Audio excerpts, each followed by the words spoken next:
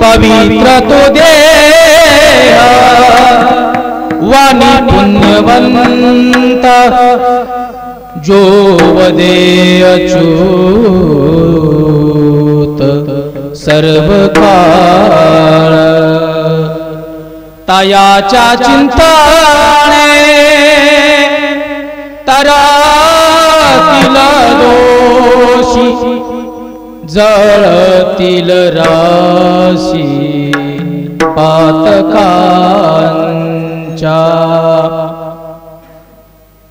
देवईची राजा चरणाची माती धावत चालती मागे मागे काय त्या वेगळे उरले आणिक वैकुंठ नायक जया कंठी तयाच्या चिंतने जळातील राशी तरतील दोषी पातकांच्या तुका म्हणे देवा भक्तांचा संगम ते तो नाम त्रिविनीचा तयाच्या चिंतने तरतील दोषी जळतील राशी पातकांच्या विठ्ठला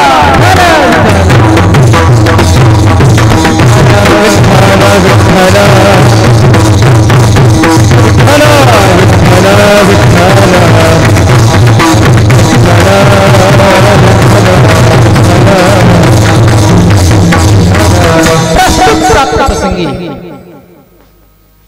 निवडलेला अभंग अलौकिक ज्ञान साधना अलौकिक आविष्कार भास्कर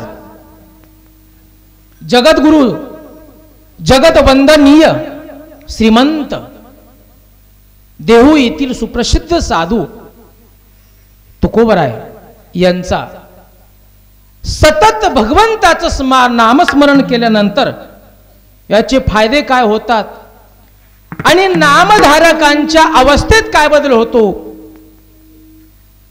याविषयी गोड असा 5 चरणाचा अभंग आज सेवेसाठी घेतलेला आहे. महाराष्ट्रामध्ये विदेही जनकाचे अवतार असणारे यांच्या पावन कुशीत संत सम्राट गोरोबा काका यांच्या पावन अशा कुशीमध्ये तसेच आदरणीय वंदनीय प्रातस्मरणीय वैकुंठवासी समर्थ रावसाहेब बाबा महाराज यांच्या दरबारामध्ये अखंड हरिनाम सप्ताह मोजे क्षेत्र मेडसिंगा अखंड खंडेना जीवना रामकृष्ण नारायण असा अखंड हरिनाम सप्ताह आणि या अखंड हरिनाम सप्ताहामध्ये पहिल्या दिवसापासून काल्यापर्यंत विद्वान प्रच्युत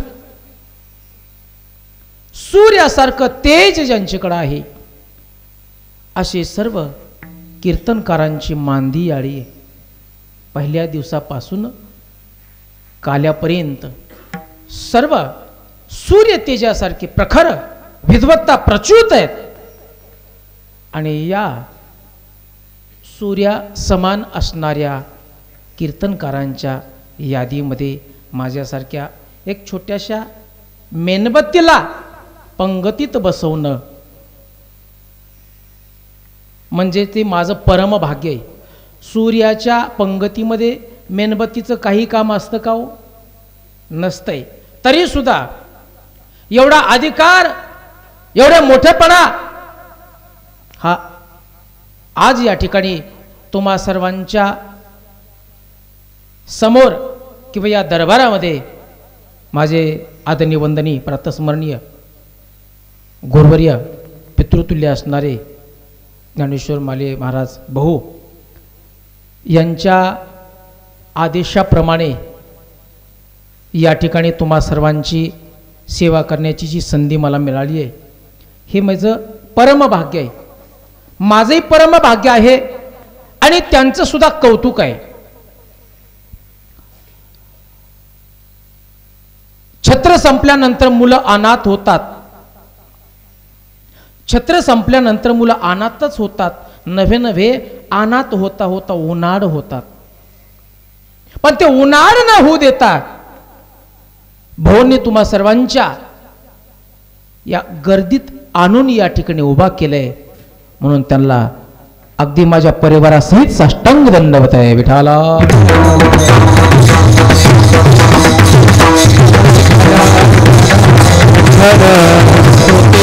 महेशाच्या मूर्ती श्रोते, तुम्ही या ठिकाणी याच दरबारामध्ये अनेक विद्वान कीर्तनकारांच्या मुखातून ज्ञान ऐकलेले आहे.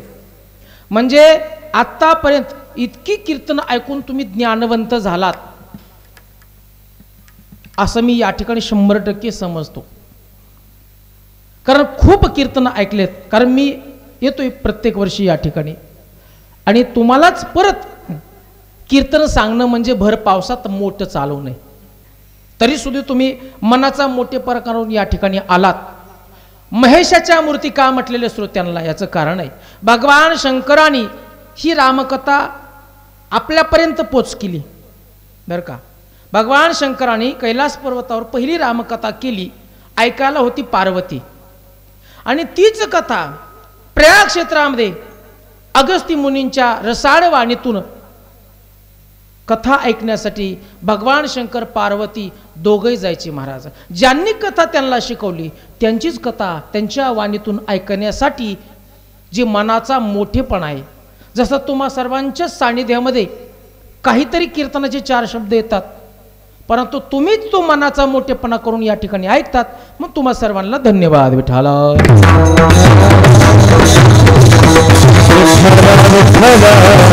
सर्व रूपाचा परिचय सर्वांचा आहे, परंतु नावाचा नसेल बहुतेक. या ठिकाणी सद्गुरू रावसाहेब बाबा एकंबीकर यांच्या वारकरी संस्थेतील सर्व विद्यार्थी वृंद, तसेच आदरणीय परममित्र माझे असणारे गणेश महाराज निर्विघ्नपणे कार्य पार पाडणारे, त्यांनाही धन्यवाद आहेत. तसेच हरिभक्त परममित्र आमचे अरुण महाराज आहेत. बाकीच्यांचा रूपाचा परिचय आहे पण नाव लक्षात राहत नाही, माझं मी विस्मरण होतं आहे, ते आताच नाही पहिल्यापासूनही सांगेल मी. तसे आमचे चोपदार महाराज आहेत, नाव फक्त लक्षात नाही. आणि हे पण या ठिकाणी चोपदार महाराजच आहेत, ते दोघे उभे असायचे प्रत्येक वर्षी, आहे का नाही. कारण त्या दोघांचा मेळ मला कधीच कळला नाही, आहे का ना. दोघं दिसायला सारखे, बोलणं सारखे. रामायणामध्ये तशी 4 आहेत पात्र, पण आपल्याला कदाचित अजून माहीत नाही. कौशल्याच्या पिंडापासून जो प्रसाद पायस दान होता, तो मर्यादा पुरुषोत्तम भगवान रामप्रभू जसे होते ना, दिसायला, बसायला, बोलायला, तशाच पद्धतीचे भरत होते. आणि जसे लक्ष्मण होते तसे शत्रुघ्न होते. हे 2 जुळे होते, दिसायला 4 जण होते. कदाचित आपल्याला माहीत नसेल, पण जसे राम होते तशाच पद्धतीचे दिसणारे भरत होते आणि लक्ष्मणासारखे शत्रुघ्न होते. ही केव्हाची कथा आहे तुम्हाला हनुमंतराय औषधी आणण्यासाठी गेल्यानंतर त्या ठिकाणी उल्लेख आहे याचा. भरतालाच राम समजून बोलले. तसं या ठिकाणी चोपदार मंडळी उपस्थित, धन्यवाद. आमचे बाबा हार्मोनियमवर उपस्थित आहेत, त्यांनाही धन्यवाद देतो. या ठिकाणी समोर माझ्या सर्व ज्ञानवंत गुणवंत सर्व उपस्थित आहेत, त्यांना धन्यवाद. 4 असे सुंदर मृदंगाचार्य आहेत, ज्यांचे सुंदर असणारे परमेश्वर महाराज कदम यूट्यूब चॅनल अभंगवाणी, यांनाही धन्यवाद आहे. आमचे शिंदे साहेब आहेत, ते या ठिकाणी उपस्थित आहेत, धन्यवाद आहे. अगोदरच माझा काळा कलर आहे, त्यांचा फोकस अगदी छान आहे, त्यांना धन्यवाद आहे.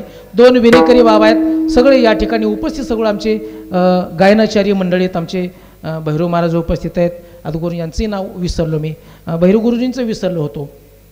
परंतु या ठिकाणी तळेकर महाराज, भोसले महाराज आदी करून सर्वांना धन्यवाद देतो. कोळी महाराज आहेत, या ठिकाणी महिला मंडळ आहेत, सर्वांना धन्यवाद देतो.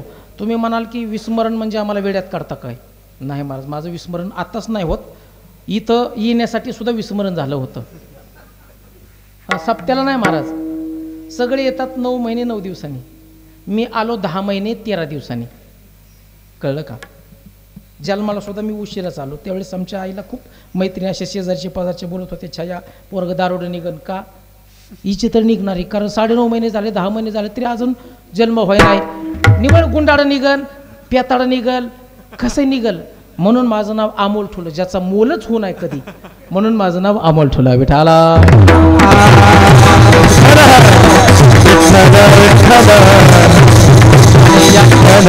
सहकार्य महाराज या ठिकाणी आदरणीय वंदनीय सन्माननीय आमचे सुभाष बापू देशमुख आहेत, धन्यवाद आहेत.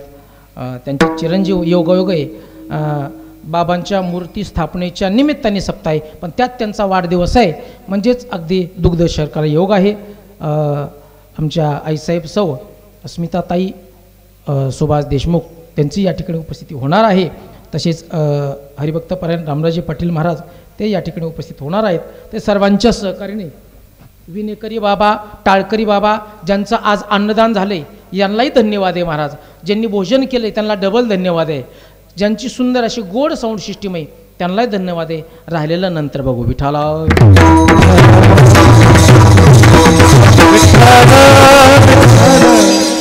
विश्वातले सगळे पराक्रम हे एका स्त्रीच्या कुशीत जन्माला येतात. विश्वातले सगळे पराक्रम एका स्त्रीच्या कुशीत जन्माला येतात. वीरांनी वीरासारखं जगावं महाराज, आणि स्त्रियांनी शिलासारखं जगावं महाराज. विठाला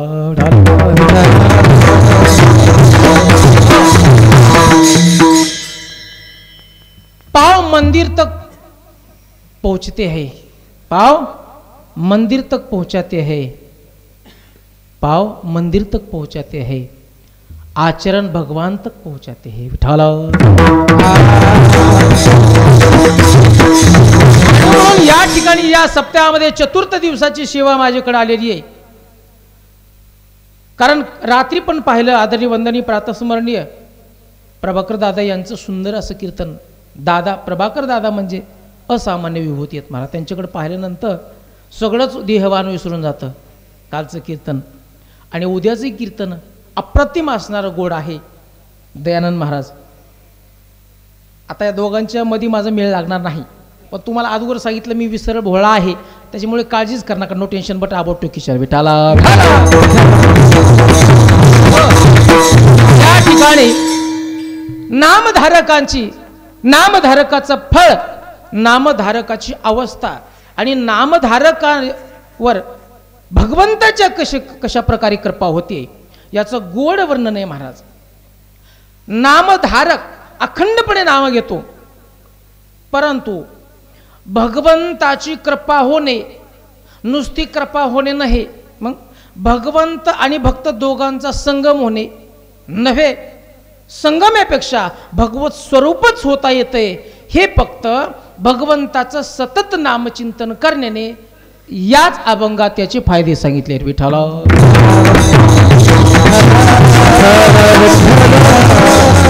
देह प्रत्येकाचा पवित्र असतो महाराज. देह प्रत्येकाचा पवित्र आहे. अपवित्र कुणाला जर म्हटलं आपण की हा देह तुमचा अपवित्र आहे, राग येईल महाराज.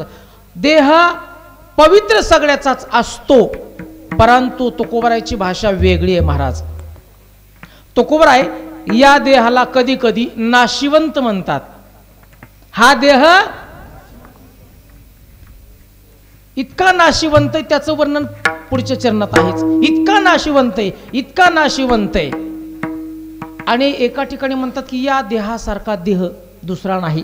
मुंगीपासून ब्रह्म्यापर्यंत सगळ्याला सगळे दिलेत, परंतु नरदेह असा आहे की या देहानेच भगवंताची प्राप्ती लवकरात लवकर करता येते. याच देही घडे देवाचे भजन, याच देही घडे देवाचे भजन, याच देही घडे देवाचे भजन. भजन याच देही धड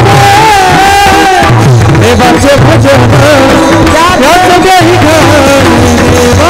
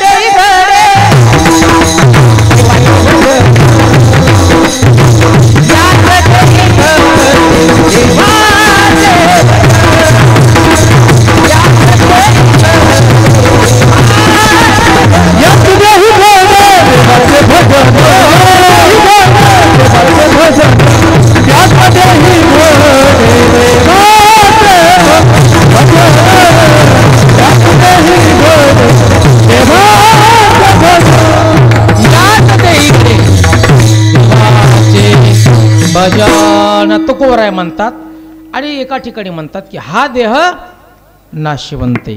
परंतु बघा तुकोबरायची भाषा इतकी गोड आहे. चांगले चांगले विद्वान PhD करतात तरी अजून भाषा कळलेली नाही.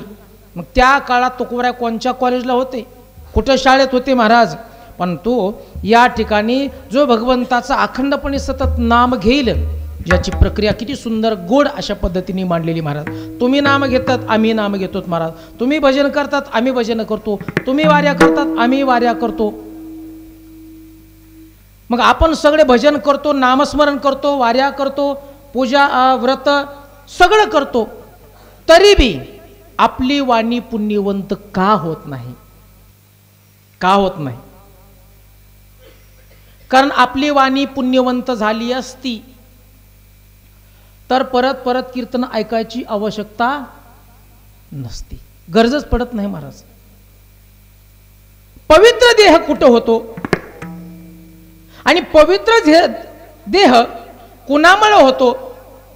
पण ज्याची वाणी पुण्यवंत आहे. ऐका, जगद्गुरु तुकोबरायांचं कीर्तन आहे, हरिभक्त पराधनी वंदनीय अमृत महाराज यांच्या मुखातील आहे. लोहगावला कीर्तन आहे. तो काळ 350 वर्षापूर्वीचा अगदी गुलामीतला काळ आहे, गुलामीतला. आणि त्यावेळेस निजामशाही, मोगलशाही सगळ्या शाह्या चालू होत्या. मंदिरं तोडणं, धर्मांतर करणं, असं त्यावेळेस तो प्रकार चालू होता. तरी तुकोबरायची कीर्तन चालू होती, भजन चालू होतं, स्मरण चालू होतं महाराज. त्यांनी खंड पाळला नाही. आणि एक वेळेस अशी घटना घडली, जगद्गुरु तुकोबरायांचं कीर्तन लोहगावामध्ये आणि छत्रपती कुलवंतात शिव अवतार असणारा, प्रत्यक्षात शिव अवतार, शिवस्वरूप नाही, शिव अवतारच, भगवान शिवशंकराचा अवतार असणारे छत्रपती शिवाजी महाराज, सोबत काही मावळे आणि तुकोबरायचं कीर्तन ऐकण्याची इच्छा आहे. सैन्य तर पाठीमागं चौकून वेढा धरलेला आहे छत्रपती शिवाजी महाराज पकडण्यासाठी. सगळ्या शाह्या उत्सुक आहेत. कहा है शिवाजी? कुणी आरडतंय, कुणी पळतंय, परंतु छत्रपती शिवाजी महाराजांचा शोध लागत नाही. आणि छत्रपती शिवाजी महाराजांची तळमळे की जगद्गुरु तुकोबरायांचे कीर्तन ऐकण्याची. पहा घटना तरी पहा. आणि म्हणून काही मावळे घेतले आणि छत्रपती तुकोबरायचं कीर्तन ऐकण्यासाठी लोहगावमध्ये येतात. भेट झाली आणि मग कीर्तनाला सुरुवात झाली महाराज. काही ठिकाणी उल्लेख आहे, छत्रपती शिवाजी महाराज टाळ घेऊन उभा होते असा उल्लेख आहे. आणि काही ठिकाणी समोर कीर्तन श्रवण करतात असा उल्लेख आहे. पण या ठिकाणी टाळ घेऊन उभा राहिले. कीर्तन रंगात आलंय, कीर्तन चालू आहे महाराज. विठ्ठले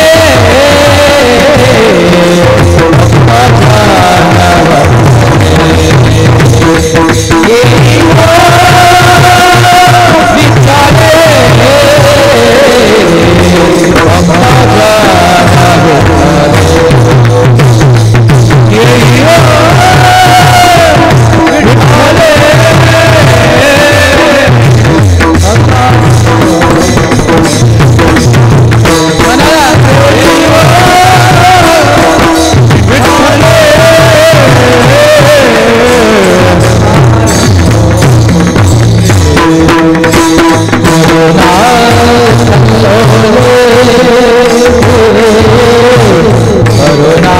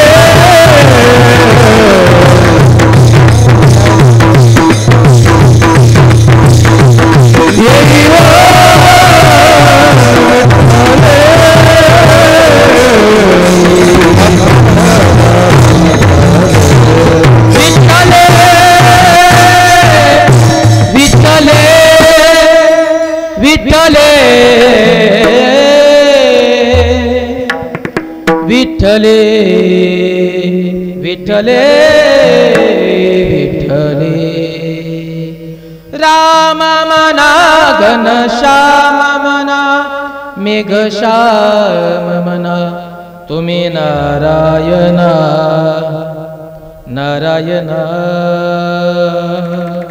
भजन चालू आहे महाराज. छत्रपती सुद्धा अतिशय आनंदामध्ये, तुकोबारा सुद्धा आनंदामध्ये. दोन असामान्य विभूती एका ठिकाणी आहेत. ते कीर्तन काय सामान्य असन का महाराज? छत्रपती शिवाजी महाराज कीर्तनात उपस्थित आहेत आणि जगद्गुरु तुकोबार यांचं कीर्तन आहे. ते कीर्तन काय तुमच्या आमच्यासारखं होणार आहे का महाराज? हा, काय काय ठिकाणी माझे कीर्तनात तर माणसंच नसतात, चारच असतात फक्त खांदेकरी.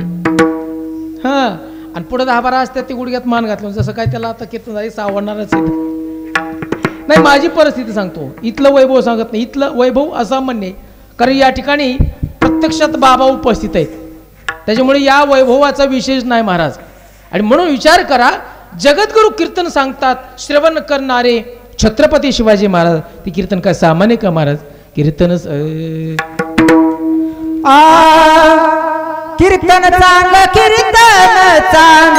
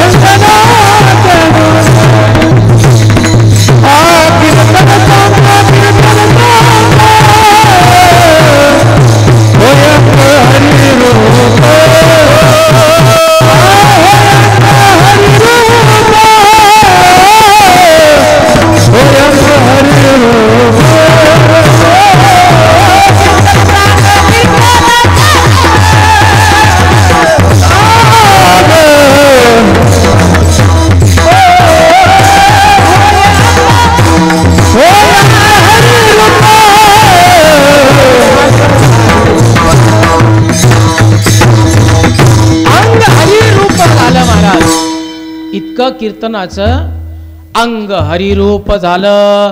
प्रत्यक्षात इकडं शाह्या सगळ्या पाहतात, तलवार आहे, आणि सगळ्यांचं एकच ठिकाणी लक्ष की छत्रपती शिवाजी महाराज कुठं दिसतंय त्या ठिकाणीच काटा काढायचा. कहा है शिवाजी? कुणी आरडतंय, पण छत्रपती शिवाजी महाराज कुठंच दिसेना. आणि मग कीर्तनाच्या समोर येतात. अरे हे तो तुकोबारा आहे, हे तुकाराम महाराज आहे, छत्रपती कहा आहे. मग काय म्हणायची, इथंच आलाय, इथंच आल्या. महाराज त्यावेळेस छत्रपती शिवाजी महाराज उपस्थित होते. नवे नवे हरिरूप झाले. छत्रपती शिवाजी महाराज होते, हरिरूप झाले. आणि पाहता पाहता काय झालं महाराज, काय चमत्कार झाला.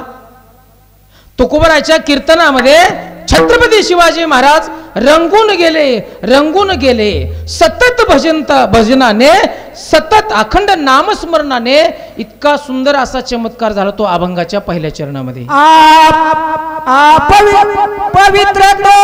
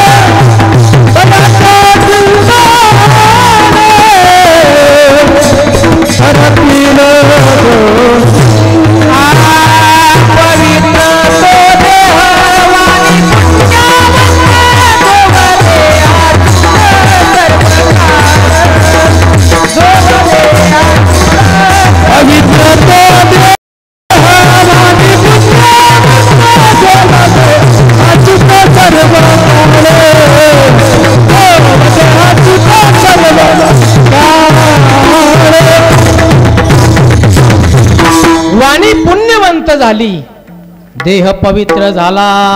नवे नवे प्रत्यक्षात पांडुरंग छत्रपती शिवाजी महाराज झाले.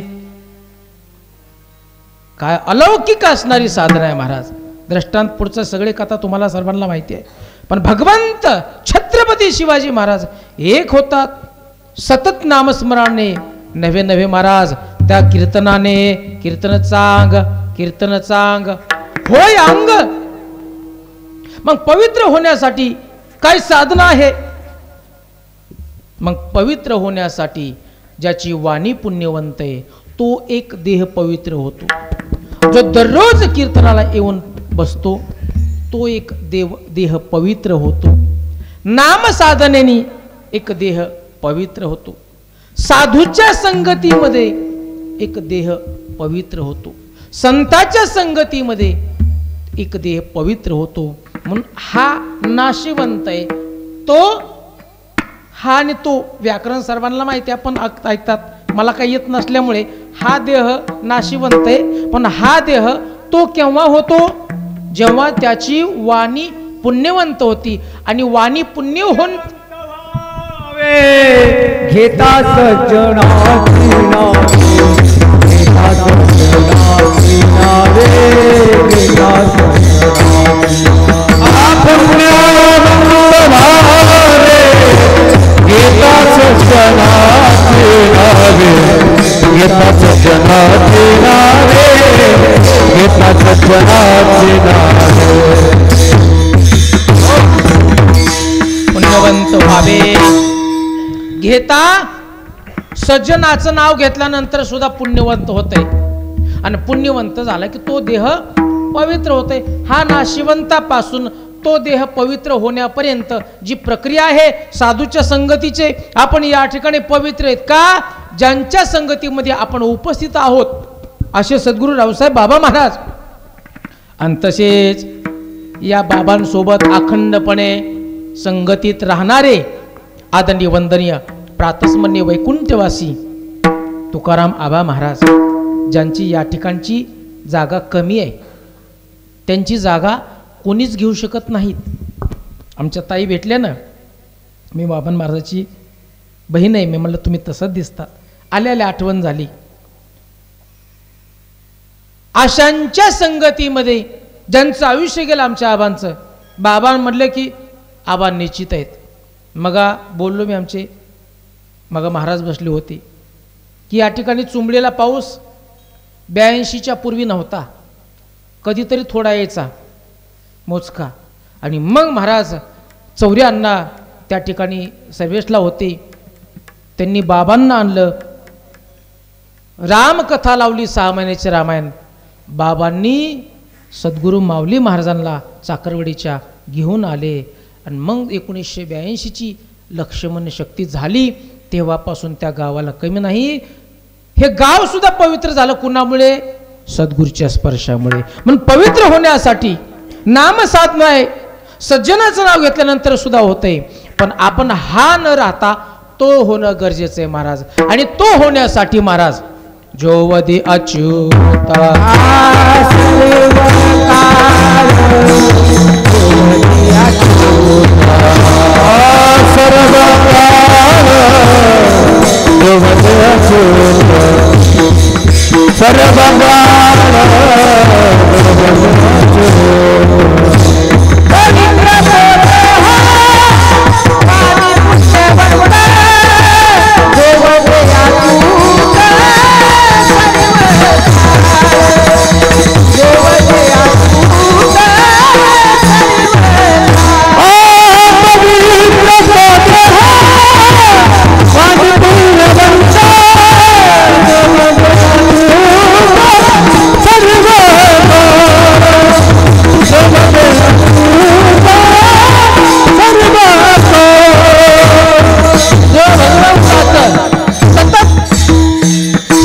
करते महाराज. स्मरण जो वदे अच्युत सर्वकाळ, काय नाही वाचेने, सर्वाच अवस्थेमध्ये जो अखंडपणे स्मरण करतोय महाराज. श्रीराम जय जय राम, श्रीराम जय जय राम, श्रीराम जय जय राम, श्रीराम जय जय राम. अखंडपणे स्मरण करते महाराज. आणि मग जो स्मरण करते, कोण? जो भगवंताचं अखंडपणे स्मरण करतात ना, तो पुण्यवंत आहेत, आणि ते निश्चितपणाने पवित्र आहेत. निश्चितपणाने पवित्र आहेत महाराज, निश्चितपणाने.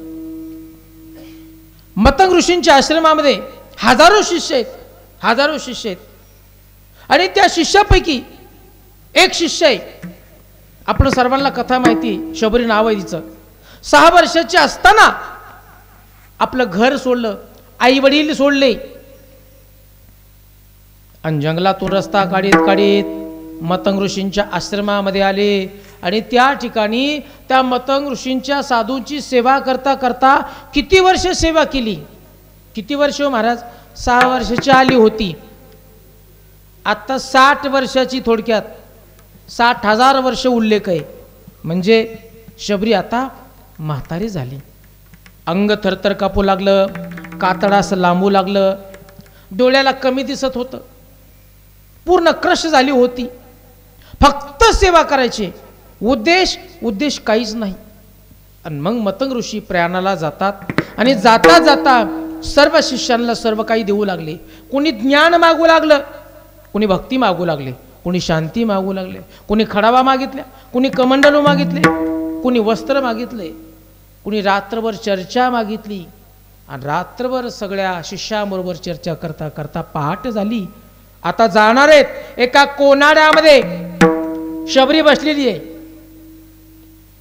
आणि मतंग ऋषी विचारतात, शबरी, सर्वांनी सर्व काही घेऊन गेले, तू काहीच मागितलं नाहीस. सांगितलं, बाबा तुम्हाला काय मागावं हे मला कळतच नाही की मी तुम्हाला काय मागावं. तुला मर्यादा पुरुषोत्तम भगवान प्रभूंची भेट होण्याची इच्छा आहे. म्हणजे हो, पण ते कसे दिसतात, कसे असतात, कधी भेट देतील म्हणजे हे सांगू शकत नाही. पण तू याच ठिकाणी सतत त्या रामप्रभूंची आठवण काढीत राहा, रामप्रभूंचं स्मरण करीत राहा. निश्चित तुला एक दिवस मर्यादा पुरुषोत्तम भगवान रामप्रभू भेटायला येतील आणि तुझा उद्धार करतील. आणि मग महाराज मतंग ऋषी प्राणाला जातात. तेव्हापासून शबरी भजन करीत होती. महाराज शबरी अखंडपणे भजन करीत होती. पण एक लक्षात घ्या, आता हिचं वय म्हातारी झाली आहे आणि मतंग ऋषीने सांगितलं की तुला रामप्रभू भेटायला येतील, तुझा उद्धार करतील. पण जाताना सांगितलं नाही पूर्वेकून येतील, पश्चिमेकून येतील, हे काहीच सांगितलं नसल्यामुळे शबरी अगोदर पूर्वेचा रस्ता स्वच्छ करायची. पण कदाचित पर्णकुटीत आले, विचार केला आपण पूर्वेचा रस्ता स्वच्छ केलाय, पण पश्चिमेकून आले तर मग पश्चिमेचा रस्ता स्वच्छ करावं. परत संशय, उत्तरेकून आले तर तिकडचाही रस्ता करता करता पर्णकुटीकडे येणारे सगळे रस्ते स्वच्छ केले. आता हे झालं का? मग दिवसभर स्मरण करीत करीत करीत कंदमुळं गोळा करायची, बोरं गोळा करायची. का तर माझे रामप्रभू येतील, मग आल्यानंतर खायला त्यांना काहीतरी मिळावं म्हणून गोळा करता करता स्मरण करायची. आणि पर्णकुटीमध्ये संध्याकाळी आठवण काढायची. आठवण काढता काढता रडायची. आणि रडता रडता डोकली लागली की परत उठायची. का? मी जर झोपले आणि राम आले, मी झोपलेले पाहून जर राम निघून गेले तर.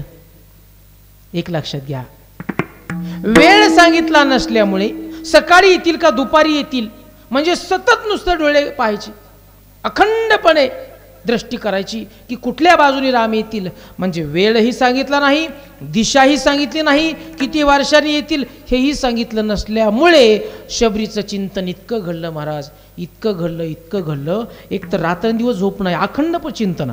जो बदे अच्युत सर्व काळ म्हणजे एक क्षण सुद्धा रामप्रभूच्या स्मरणाशिवाय जात नव्हता. आणि चौकड महाराज तिची नजर असायची. आणि कधीतरी कंटाळ आल्यावर झोप लागायची. 4-4 दिवस जागी आहे, पण तरी सुद्धा तिला वाटायचं, देवा एक काम कर, मला झोप लागू देऊ नको. कदाचित मी ज्या दिवशी झोपेल ना त्या दिवशी तुम्ही मला टाळून निघून जाता आला. आणि म्हणून रामकथेमध्ये मर्यादा पुरुषोत्तम भगवान रामप्रभूंचा अवतार कशासाठी आहे त्याची अनेक कारणं आहेत. तुळशी रामायणामध्ये 5 मुख्य कारणं आहेत बरं का. पण कुणी म्हणेल की मर्यादा पुरुषोत्तम रामप्रभूंचा अवतार आहे, तो रावण मारण्यासाठी आहे. कुणी म्हणेल साधूंचा उद्धार करण्यासाठी आहे.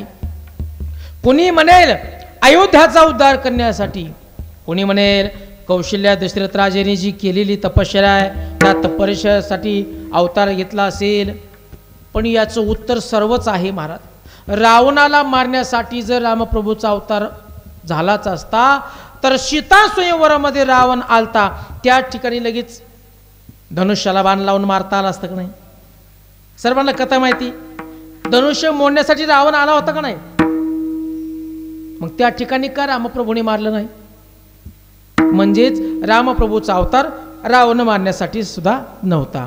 मग साधूसाठी तर साधूचा उद्धार करायचा तर रामप्रभूंनी सगळ्या साधूंना सांगितलं असतं की बाबा मी अयोध्यामध्ये अवतार घेतलेला आहे, कुणी झाडाहून पडलेले, कुणी दगडाहून अरण्यात पडलेले, सगळेच या एक दिवस यज्ञ करूया, सगळ्याचा एकदमच उद्धार करतो, मग निघून जावा. जमलं असतं ना. म्हणजेच रामप्रभूचा अवतार साधूसाठी सुद्धा नव्हता, अयोध्यासाठी सुद्धा नव्हता, रावण मारण्यासाठी सुद्धा नव्हता. तर मग अगर मेरी शबरी ना होती बनवासी तो मेरे राम ना बनते बनवासी. विठाला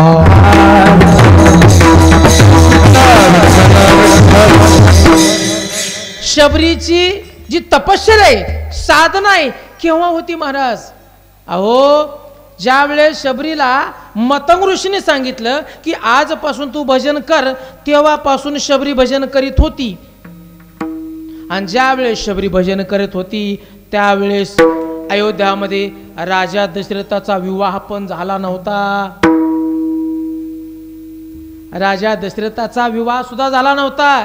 म्हणजे मर्यादा पुरुषोत्तम रामप्रभूच्या अवताराच्या पूर्वीपासून शबरी भजन करत होती, म्हणून प्रत्यक्षात भगवंताला अवतार घ्यावा लागला. महाराज जो वदे अच्युत सर्व काळ. आणि मग महाराज रामप्रभू येतात, भेट झाली, भेट झाल्यानंतर दर्शन झालं. ही सगळी कथा तुम्ही आत्तापर्यंत हजारो वेळेस ऐकली असेल, म्हणून जास्त उल्लेख करणार नाही. आणि मग शबरीला म्हणतात, शबरी उठ. कारण शबरी एवढी रडली होती रामप्रभूच्या चरणावर की आपल्या डोळ्यातल्या आसवाने अभिषेक केला हो दादा, अभिषेक केला. रामप्रभू उठवतात, शबरी तुला जगायचं काय? शबरी रडू लागली, नको प्रभू, आता जगण्यात अर्थ नाही, फक्त आता तुमच्या स्वरूपात विलीन करून घ्या. आणि तेवढ्याच वेळामध्ये वैकुंठाहून विमान येते बघा. त्याच वेळेस वैकुंठाहून विमान येते. शबरी विमानात बसून सगळ्यांना बाय बाय करीत जाते. नव्हे नव्हे शबरी मुक्त झाली महाराज. फक्त कशामुळे? अगोदर तिची वाणी पुण्यवंत झाली. सतत स्मरण केल्याने, भगवंताचं नामस्मरण केल्याने पुण्यवंत वाणी झाली. तो देह पवित्र झाला. पवित्र देहामुळे त्या देहाकडून उष्टबोर रामप्रभूंनी खाल्ली, इतका तो देह पवित्र झाला. म्हणून शबरी विमानात बसून वैकुंठात गेली. आता माझा तुम्हाला एक प्रश्न आहे, महिला मंडळ, तुम्ही सुद्धा या ठिकाणी सप्ताह प्रारंभ झाल्यापासून इतका दिवसभर कष्ट करून आपल्या जीवनातील अमूल्य वेळ काढून या ठिकाणी सप्ताहास येतात, म्हणजे तुमची सुद्धा अगदी प्रखर तेज असणारी भक्ती आहे. आता कीर्तन झालं की या ठिकाणी वैकुंठाहून विमान येते. कुणी कुणी यायचं हात वरी करा. कुणी येणार नाही बाबा, तूच जा म्हणते ना. सुनमुख पाहायचंय, मुलांची लग्न व्हायच्यात, नाचून पाहायचंय, चालला वैकुंठाला, जा तूच जायचंय. तर नाही कुणी येणार महाराज. ऐका, जो वदे अच्युत सर्व काळ, अखंड स्मरण केल्यानंतर ती वाणी महाराज पवित्र होते हो. आणि म्हणून ज्ञानेश्वर माऊली सुद्धा महाराज आसाचा निमवाळ मिथिल्या निरसाळ शब्द जैसे कल्लोळ अमृताचे. कसं वाणी पुण्यवंत होण्यासाठी त्याला काय करावं लागतंय? नाहीतर आपल्या महिला आहेत आमच्याकडल्या, इथल्या नाहीत महाराज, सकाळ सकाळ उठल्याच नवऱ्याला भांडतात, आता काय घालून चुली, तुमचं का माझं मड. उठल्या बरोबर इथून सुरुवात होती महाराज. नशिबाने आता गॅस आल्यात म्हणून ठीक आहे महाराज. हा, नाहीतर महाराज मालकींनी शेतात जावं आणि जाता जाता मालकाला सांगावं पाऊस आला तर सरपण आतमध्ये घरात ठेवा. आणि नेमकं मालक कट्ट्यावर बसलं, तिरीने राजा मारला, तिरीने राजा मारला. कसा मारताय आम्हाला माहित नाही मला. आणि तेवढ्यात पाऊस यावा, सरपण भिजावा आणि ही घरी यावं स्वारी, मग बघाय पाहिजे महाराज साचा आणि मावळ आहे का मावळच मावळ आहे महाराज. हा, आता तो या ठिकाणी उल्लेख करायसारखं नाही महाराज. परंतु ज्ञानेश्वर माऊली महाराज सुद्धा म्हणतात, ज्याची वाणी पुण्यवंत करायची ज्यांना, त्यांनी साच आणि मवाळ मिथिले आणि रसाळ शब्द जैसे. हा महाराज, गोडच बोलावं लागतं महाराज. आणि गोड बोलणं हे आपल्या हातात आहे महाराज. आणि गोड बोलण्यासाठी सतत त्याला शांत राहावं लागतं. रागामध्ये काही माणूस बोलून जातो, काही माणूस बोलून रागामध्ये काही बोलून जातं महाराज. हो, आणि म्हणून साच आणि मवाळ मिथिले आणि रसाळ, ज्याच्यापाशी गोडवा आहे, ज्याला पोटात शिरून राहण्यासाठी जीवन जगावं असं वाटतं, त्याची वाणी पुण्यवंत आहे. आणि ऐका, वाणी पुण्यवंत झाल्यानंतर त्याच्या मुखातून पडलेला शब्द की देवालाच नव्हे, देवाच्या बापाला सुद्धा खराव करावा लागतोय महाराज. कळलं का? आणि ती अवस्था आमच्या बाबांची होती. हा, बरेचसे हजारो दृष्टांत आहेत महाराज. मोठमोठे श्रीमंत आहेत, 5-5, 10-10 लाख त्या काळात सुद्धा खर्चून दवाखाने करून, ज्यांना पुत्रप्राप्ती नाही, बाबाच्या सानिध्यात बाबांनी सांगितलं, बाबा मी सांगतो अशा पद्धतीने श्रीफळ दिलं, आज त्या मुलांची लग्न आहेत, नवे त्यांचा काळ सुद्धा उजळला. असे हजारो दृष्टांत आहेत महाराज. अरे देवच काय, देवाच्या बापाला सुद्धा त्या साधूच्या मुखातले शब्द खरे करून दाखवावे लागतात महाराज. आणि इतकी पावर, इतकी शक्ती महाराज फक्त वाणी पुण्यवंत झाल्यामुळे होती. आणि वाणी पुण्यवंत होण्यासाठी आईसाहेब सकाळ असू द्या, दुपार असू द्या, जरी राग आला तरी रागात सुद्धा तुम्ही देवाचं स्मरण करा, कांडताना भांडताना सुद्धा देवाचं स्मरण करा महाराज. तुमची वाणी निश्चित पुण्यवंत होईल महाराज. याच्यात कर्मायला मला सनिताप होतो महाराज, कारण पोटात काय नसतं राहत, सनिताप होतो, म्हणून ते रागारामग होतं महाराज. म्हणून मी सुरुवातीला सांगितलं, विश्वातले सगळे पराक्रम आमच्या एका स्त्रीच्या उदरातून निर्माण होतात महाराज. इतकी शक्ती आहे महाराज स्त्रीकडे. नवे स्त्री म्हणजे शक्तीच आहे. स्त्री गणेश महाराज म्हणजे शक्तीच आहे. मग महाराज एक जण म्हणताय की स्त्री शक्ती तर पुरुष, मला सहनशक्ती. स्त्री शक्ती, पुरुष सहनशक्ती, ना बेलाच आहे. देवाला ऐकावं लागलं तुमची आमची क्या बात आहे म्हणे. हा, कारण शक्तीच आहे महाराज. हो, विश्वातले सगळे पराक्रम. म्हणून नारी की निंदा मत करी यारो, नारी है रत्न के खान, जिस नारी से पैदा होए शुक भीष्म हनुमान. अशा वीर मोठमोठ्या महावीरांना जन्म देणारी एक स्त्रीच असते महाराज. आणि म्हणून बायको, पत्नी आणि पतिव्रता त्यांनाच म्हणतात महाराज. पतिता को पावन करणे वाले. आपल्या मालकाला पतित आहे, त्याच्याकडून पाप घडतंय, तरी सुद्धा पावन करण्याची ताकद तिच्यात आहे. आणि पवित्र असणाऱ्या पतीला पापी करण्याची सुद्धा ताकद त्यांच्याकडेच आहे. म्हणून पत्नी वेगळी, बायको वेगळी, पतिव्रता. पत्नी बायकोन वेगळी. पत्नी आपल्या मालकाच्या ताटाला ताट लावून जेवती, तिला पत्नी म्हणतात. जी मालकाच्या अगोदर जेवण करते तिला बायको म्हणतात. आणि मालक जेवल्यानंतर जेवती तिला पतिव्रता. इथं सगळ्या पतिव्रता विठाला.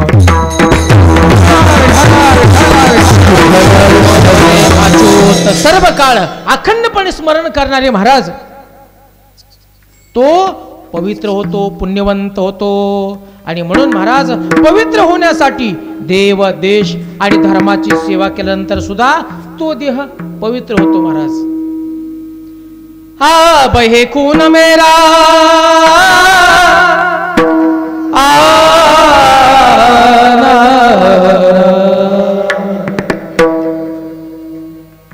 बहे खून मेरा वतन के लिए और मेरी जान जाए वतन के लिए. जो देशासाठी, देवासाठी आणि धर्मासाठी अखंडपणे जिजतो महाराज, तो सुद्धा देह पवित्र आहे महाराज. आणि म्हणून अशा पवित्र देहाचं जरी चिंतन केलं तरी तुमच्या जीवनात घडलेलं पाप तयाच्या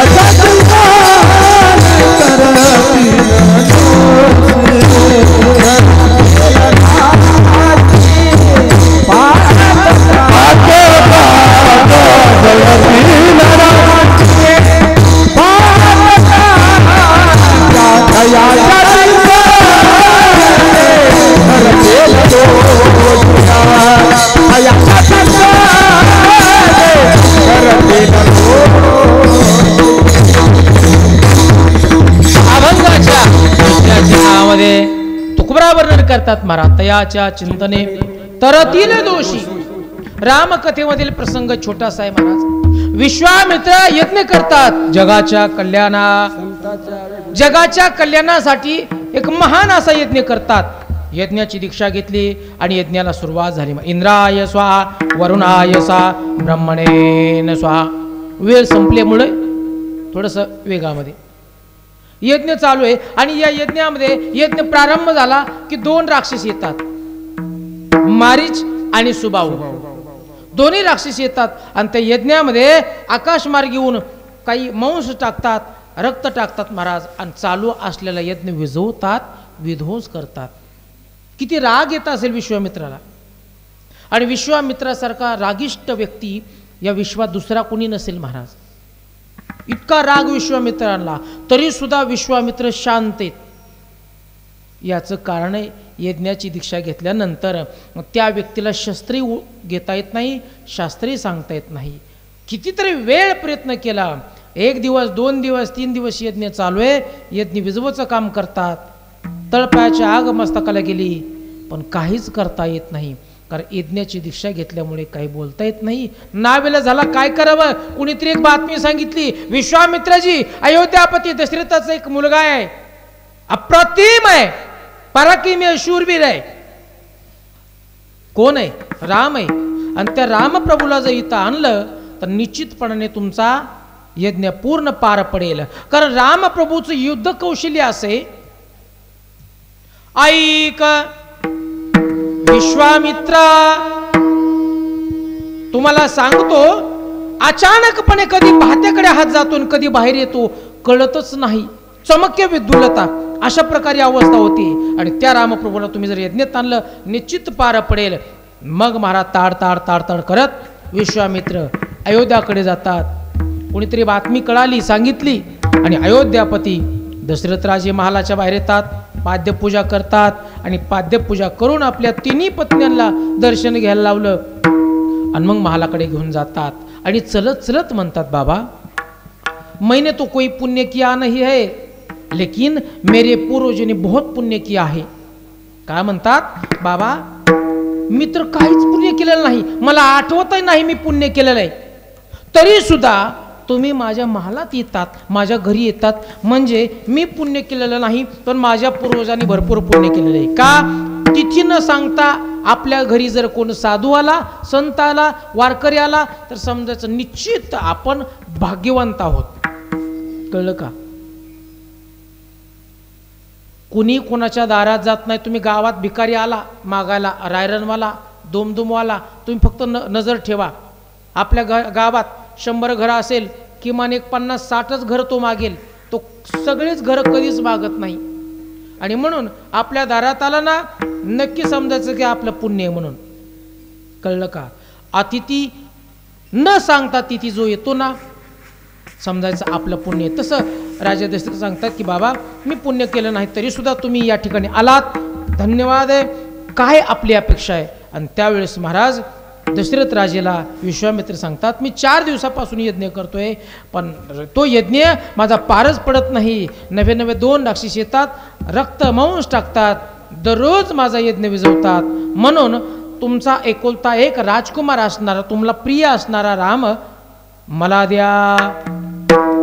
पहिली गोष्ट, राजा दशरथाला राग आला, कारण 4 मुलापैकी सगळ्यात जास्त प्रेम असेल तर रामप्रभूवर होतं. ही पहिली गोष्ट आहे. दुसरी गोष्ट, राम लहान होते, कोवळा होता, दिसायला लहान होता. आणि दुसरी गोष्ट, भगवंतात जेवढे अवतार भगवंताने घेतलेत, 16 वर्षाच्या पुढं जरी वय गेलं तरी त्यांचं स्वरूप 16 वर्षाच्या मुलासारखंच राहतंय, बरं का. हा त्यांचं एक भगवंताच्या अवताराची लीला आहे महाराज. ते आपल्यासारखे निबारक दिसत नाहीत. तुम्ही पहा, फोटोत पहा, कुठेही पहा महाराज. आता TV मालिकेमध्ये त्यांना काही पण दाखवतात. आता काही मालिकेमध्ये वनवासातल्या रामप्रभूला दाढी दाखवलेली, पण भगवंताची लीला अजून काही लोकांना कळलीच नाही. भगवान श्रीकृष्ण असू द्या, भगवंत रामप्रभू असू द्या, यांचे 16 वर्षाच्या पुढं वय जरी गेलं तरी स्वरूप 16 वर्षाच्या कोमल मुलासारखंच आहे. तसा तो लहान दिसणारा राम, त्याच्यामुळे राजा दशरथ काही रामप्रभूला देणार. पण दशरथ राजे म्हणतात की विश्वामित्रजी, तुमच्या यज्ञाचं रक्षण करण्यासाठी हा पठ्या येतो ना, मी येतो, माझी सर्व सैन्य घेऊन येतो आणि निश्चित त्या 2 राक्षसाला पठ्ठ्या मारून टाकतो. विश्वामित्र म्हणतात की ठीक आहे बाबा, तुम्ही मारू शकाल. मग राजे म्हणतात का बाबा, माझ्यावर विश्वास नाही का? आहे विश्वास. मग मी येतो ना त्या दोघांना मारण्यासाठी.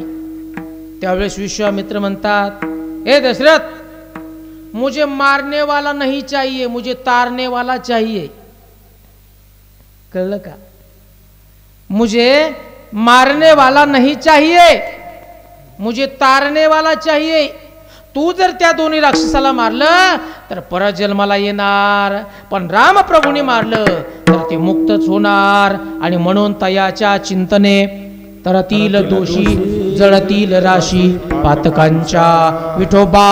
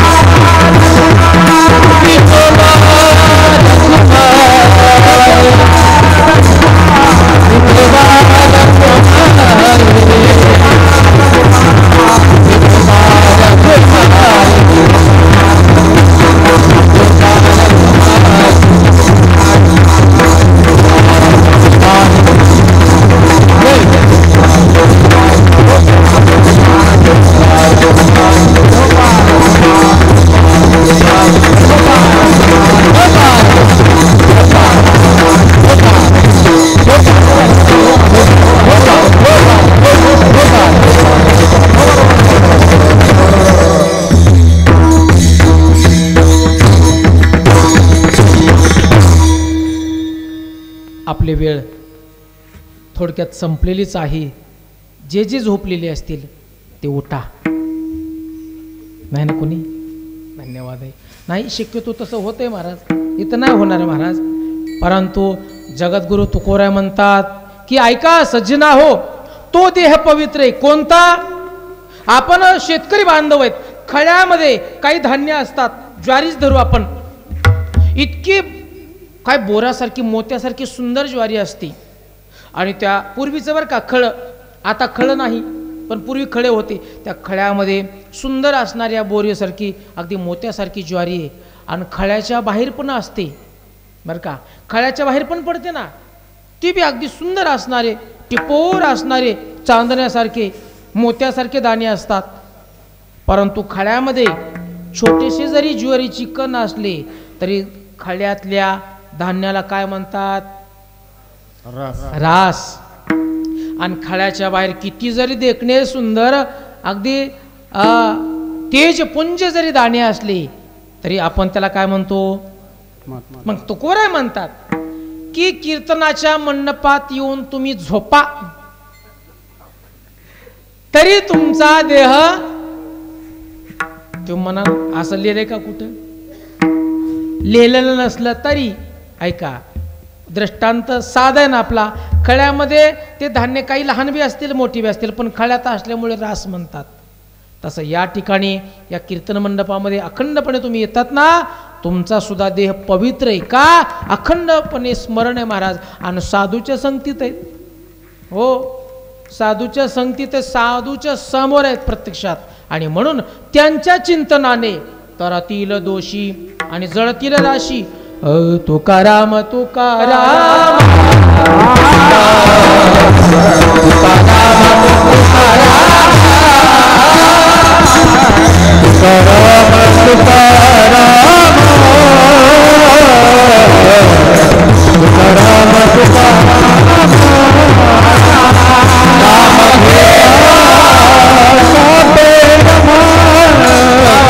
नाम घेता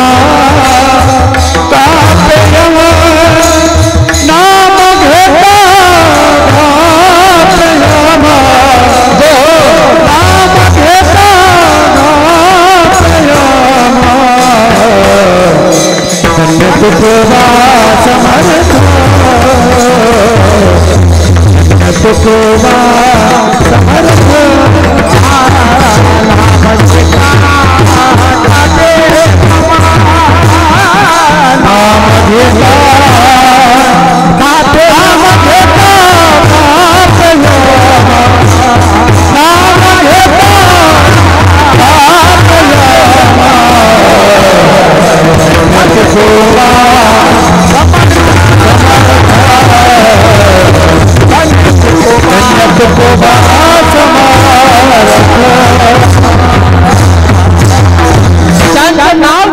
झाल्यानंतर सुद्धा यमराज कापतो.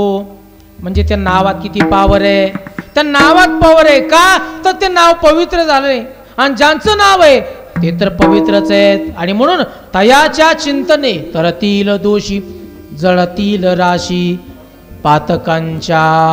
आणि नुसतं राशी जळत नाहीत महाराज, नामधारकाचा फायदा काय होतो, तुम्ही स्मरण केल्यानंतर पुढचा काय होतो फायदा महाराज, अभंगाच्या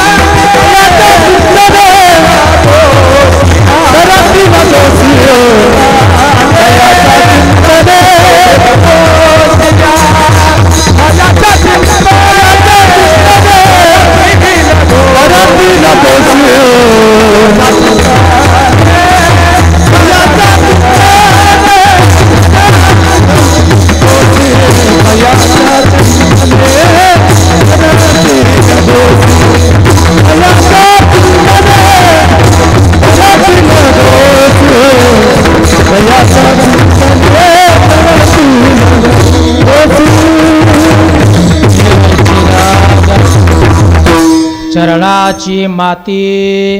बस आपला वेळ संपला, काही वेळात आपण या ठिकाणी थांबूया. ऐका, सकाळची वेळ आहे, दररोज सकाळी उठावं आवलीने आणि तुकोबरायांच्या सदनाकडे जावं.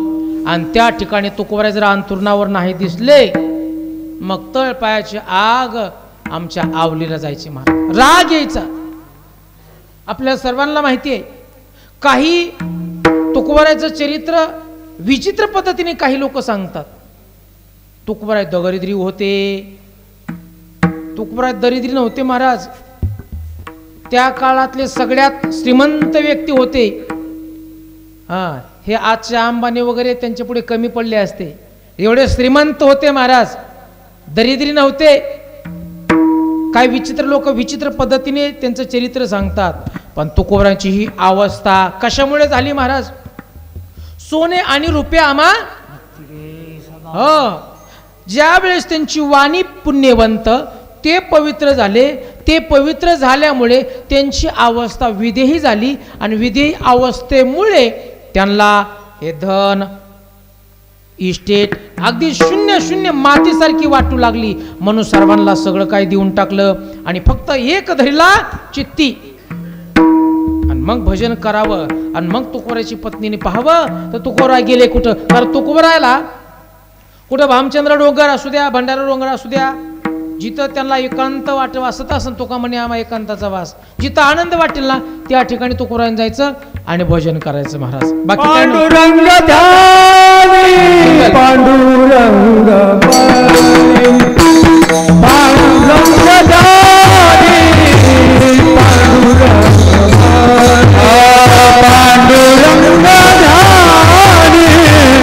पांडुरंग पांडुरंग ध्यानी पांडुरंग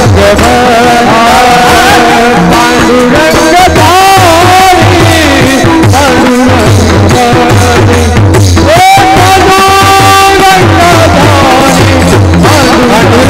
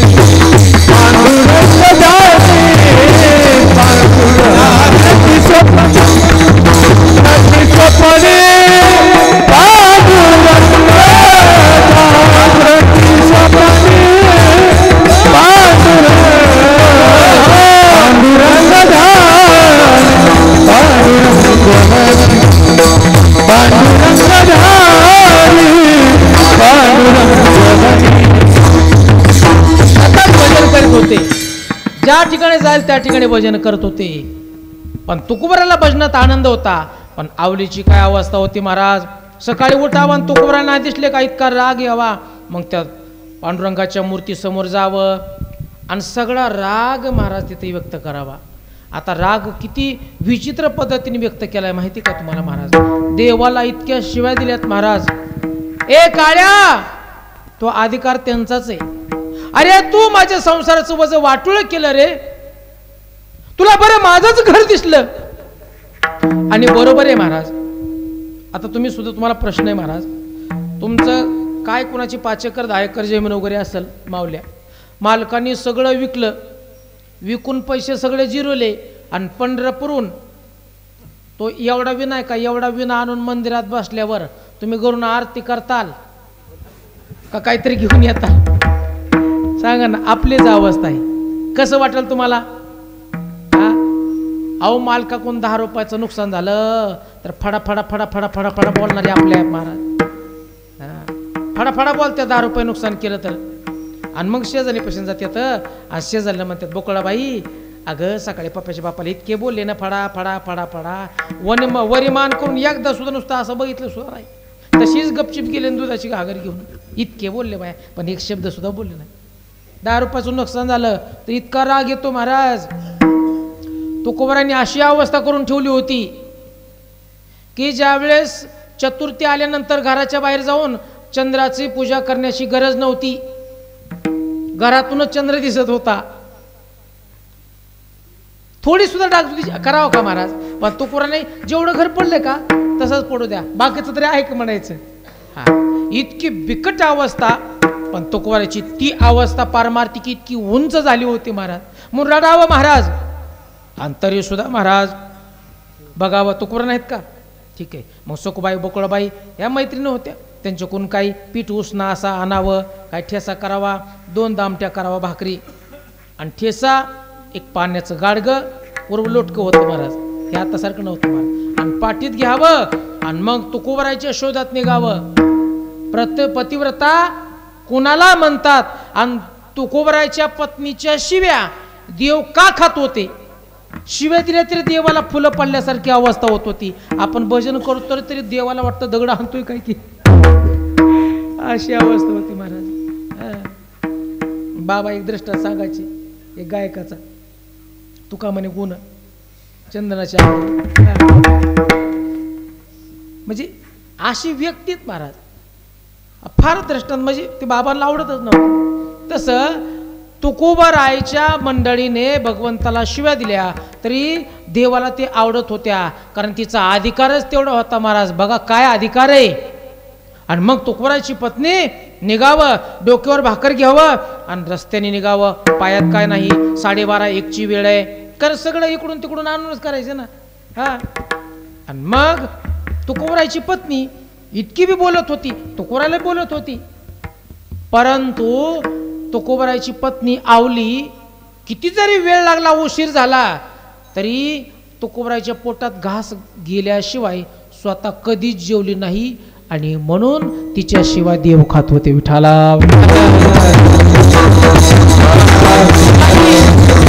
आणि तिलाही माहित होता महाराज, आपल्या मालकाचा अधिकार काय माहित होता महाराज. ज्या ठिकाणी 2 रस्ते फुटलेले असायचे ना, त्या ठिकाणी आपल्याला पंचायत झाली असती. मग आपण फोन केला असता आत्ताच्या मावल्यांनी, हॅलो 2 रस्ते आहेत, मग कोणत्या रस्त्याने?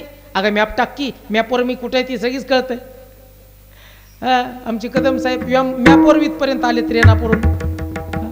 तसं महाराज त्या माऊलीने काय केलं हो, त्या रस्त्याची माती घेतली. ज्या ठिकाणी 2 रस्ते फुटतात ना, माती घ्यावं, कानाला लावे, नव त्या रस्त्याला कान लावावं. तर त्या मातीतून सुद्धा जर तुकोबरा त्या रस्त्याने गेले तर विठ्ठल विठ्ठल विठ्ठल असा आवाज येतो होता.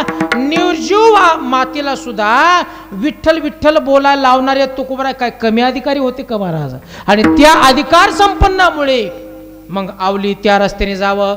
आणि त्या रस्त्याने जावं. एक दिवसाचा प्रसंग आहे, दुपारी 12-1 वाजलेली आहे आणि त्या उन्हातानातून जाता असताना पायात काय नाही महाराज, आणि एक याडपटा बाबळीचा काटा पायात घुसला. आई म्हणून खाली बसली, डोळे वाहू लागले. आरपार काटा शिरला. पाण्याचं लोटकं खाली ठेवलं, दसम्या खाली ठेवल्या महाराज. आणि तिच्या डोळ्यात पाणी येऊ लागलं.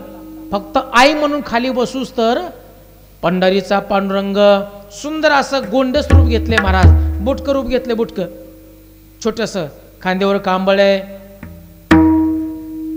आणि इथपर्यंत गुडघ्यापर्यंत धोतर आहे आणि गुंगराची काठी. आई म्हणून खाली बसूस तर आले. आई काय झालं? अगं बघणारे, अरे पायात काटा मारला. बरं ठीक आहे आई थांब. मग ती देव खाली बसले, पण नाव विठ्या गुराकीच. देवाच्या अवतारात नाव कधीच त्यांनी बदल केला नाही. विठ्या गुराकी काय, इथं गाव माझं जवळ आहे मेडसिंगापाशी, घनदाट जंगल आहे. आणि मग महाराज देव जवळ येतात आणि जवळ आल्यानंतर आई तो पलीकडे पहा. आई साहेबाचा पाय आपल्या मांडीवर घेतला आणि मग महाराज देव बोलतात. आता बडबड करतात, कारण देवाला ते अवतारच घ्यावा लागला ना. आई तू पलीकडे बघ, असा एका मिनिटात तुझा काटा काढतो, तुला कसलाच त्रास होणार नाही. आई म्हणले मोड द्या. काय बोलतो रे? हो आई, हे तुझा काहीच काटा नाही ग. मग मोठ्या मोठ्याचा काटा पट्ट्याने काढलाय, रावणाचा पट्ट्यानेच काटा काढला. म्हणले गप मोड द्या. कुठे रावण कुठं तू, काढ म्हणले निपचिप. आणि मग आई तू पलीकडे पहा. आईला पलीकडे पाहायला लावलं. आणि आपण एरवी शेतकरी माणसं शेतामध्ये काटा जर मोडला तर तसंच थांबवतो, खाली बसतो, इकडचं पाय इकडच्या मांडीवर घेतो आणि मग विहिरीपासून पाणी आणतो, पाय धुतो, मग काटा काढतो का? काय करतो? त्याच ठिकाणी इमेजिटली ऑन दी स्पॉट डायरेक्ट तोंडातला धोका घेतो आणि पायावर घासतो. मग पाय स्वच्छ झाला तेवढी जागा की मग तो काळा काटा स्वच्छ दिसतो. तसं महाराज एका शेतकऱ्यांनी असा दुपारी थांबताना काटा मोडला बाबळीचा आणि मग तो ते जागेवरच बसला. बाबळीचा काटा घेतला आणि बाबळीच्या काट्यानी पायातला काटा काढला. बाबळीच्या काट्यानी, कारण काट्यानेच काटा लवकर निघतो असं म्हणतात, मला काय माहित नाही. हा राजकारणीची भाषा, काय करायचं आपल्याला. पायातला काटा बाबळीच्या काट्याने काढला आणि मग त्या बाबळीच्या काट्याला अशी पिंजुरी होती ना, त्या काट्याकडे बघितलं. म्हणजे काटे महाराज तुमचे किती उपकार आहेत, तुमच्यामुळे माझ्या पायातला काटा निघाला. मग तुम्हाला आता इतर कुठं टाकून देणार नाही, तुम्हाला माझ्या खिशात ठेवणार आणि सतत तुम्हाला सोबत ठेवणार. का? तुम्ही खूप मोठा उपकार केला माझ्यावर. आणि मग पायातला काटा काढून टाकला आणि ज्यांनी काटा काढला ते बाबळीचा काटा खिशात ठेवला, नेहरूच्या खिशात. तिकडं दुपारपर्यंत औत मारलं, मंडळी स्वयंपाक घेऊन आली, जेवण केलं आणि त्याच बाबळीच्या सावलीला झोपलं. आता या अंगावर झोपलं होतं तोवर इकडचा काटा गप बसला होता. जेव्हा ह्या अंगावर झालं तेव्हा इकडच्या काट्याने ऑपरेशन केलं आणि तो काटा ज्या वेळेस ऑपरेशन करून आतमध्ये गेला त्यावेळेस 15,000 रुपये काटा काढायला खर्च आला. मग मला सांगा, पायातला काटा बरा होता का खिशातला? हो पायातला, मग काय काढायचा नव्हता का? तसं देवाने सांगितलं आई तू पलीकडे बघ, एका मिनिटात काटा काढतो. आणि मग आता लक्ष द्या महाराज, देवाने आपल्या तोंडातली तुंकी घेतली, आईच्या पायाला लावली आणि पायाला लावल्यानंतर आईच्या पायाला लागलेली धूळ आहे त्या धुळीच्या गोळ्या केल्या, पटदिशीन चॉकलेट सारखे खाल्ले महाराज. आवळीच्या पायाला लागलेली धूळ आहे ना, धूळ, त्या धुळीच्या स्वतःच्या तोंडातल्या तुंकीने गोळ्या केल्या बारीक बारीक आणि खाल्ल्या. एक काटा काढला का? म्हणले आई तू थांब, एकच मिनिटात काढतो. काटा तर निघला होता, वेदना संपल्या होत्या महाराज. आणि एका मिनिटात महाराज आईच्या पायाची धूळ आहे ती धूळ गोळे करून तोंडात घेतात महाराज. का? देव इचिरज चरणाची माती, भक्तांच्या पायाची माती सुद्धा भगवंताला आवडते. कोणत्या? पवित्र. तो ज्याचा देह पवित्र आहे, वाणी पुण्यवंत आहे, अखंडपणे स्मरण करतोय, त्याच्या पायाची धूळ सुद्धा देव आवडीने स्मरण करतो, खातो महाराज. आणि मग धावत चालती, तिथून पुढे सर्व कथानक तुम्हाला माहिती महाराज. आवली जाती आणि मग तुकोबराला सांगते, तुकोबराय अहो किती वेळ असा कवर सूड घेणार तुम्ही? आज पायात काटा मोडला होता, आज उपाशी मरावं लागलं होतं, पण कोणतरी उठ्या गुराकी आला आणि त्या गुराक्यामुळं माझ्या पायातला काटा निघाला, म्हणून तुम्हाला जेवण करायला मिळाले. आज तुकोबराने स्मरण केलं, पाहिलं तर विट्या गुराकी नव्हता, मग प्रत्यक्षात पांडुरंग होता. आणि मग तुकोबरा रडू लागले, आवली अगं तो गुराकी नव्हता ग, मग तो माझा देव होता. इतकं सतत स्मरण केल्याने फळ काय मिळालं महाराज? भक्तच काय, अशी महान भक्त सुद्धा महाराज आवली, देवाला शिव्या देणारे, नवे नवे अखंडपणे तुकोबारायची भक्ती करणारे आवली सुद्धा महाराज देवाला प्रिय, तिच्या पायाची धूळ सुद्धा देव आवडीने घेतात. देव चिरज चरणाची मादी धावत आली ती. हो, आणि मग महाराज देवाने जर भक्ताचं इतका संपर्क आला, नवे नवे देह दोन वेगळे, पण देवाला तर एकटीच वाटतात, तुझं माझं नाही भेद. अभेद झाला, आणि अभेद झाल्यानंतर तुकोबाराय चौथ्या चरणात सांगतात, काय ते उरले वेगळे आणि सिंगल काय ते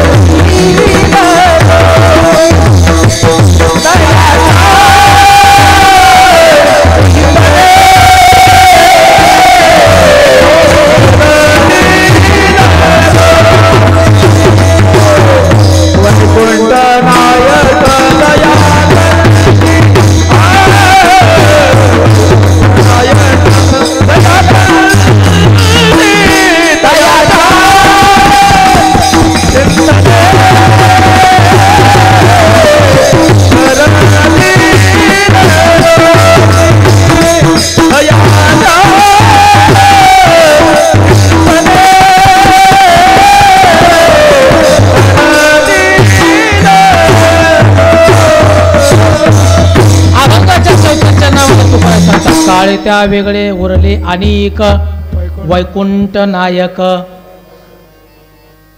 ज्यांच्या कंठामध्ये भगवंताचं स्मरण आहे महाराज. द्वारकेचा राणा, पांडवा घरी ना, द्वारकेचा राणा कुठे आहे? का पांडवाच्या घरी आहे? पाहते पांडव अखंड वनवासी, पाहते पांडव अखंड वनवासी, पाहते पांडव अखंड वनवासी, पाहते पांडव अखंड वनवासी.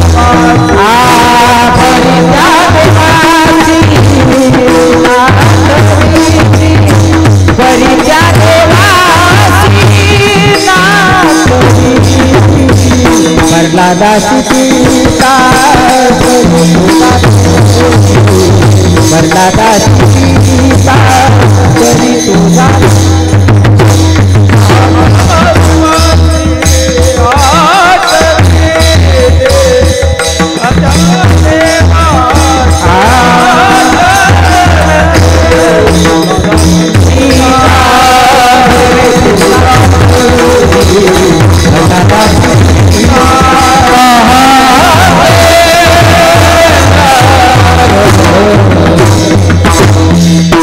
ज्याच्या कंठामध्ये भगवंत असल्यामुळे द्वारकेचा राणा पांडवा घरी. आपल्या सर्वांना माहिती आहे 100 कौरव आणि 5च पांडव होते, पण पांडव वनवासात सुद्धा सुखी होते. याचं कारण आहे प्रत्यक्षात भगवंत होते, आणि भगवंत जवळ का होते तर भगवंत त्यांच्या कंठात होते.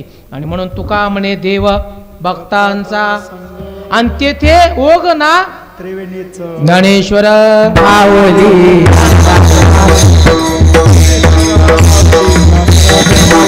ज्ञानेश्वर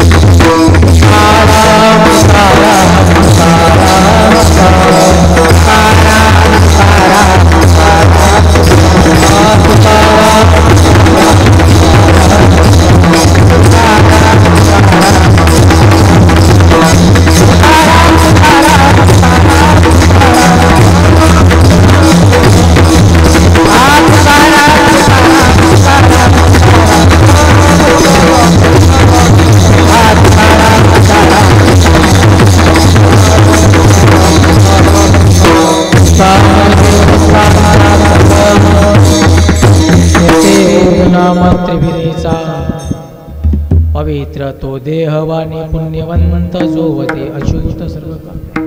झालेली सेवा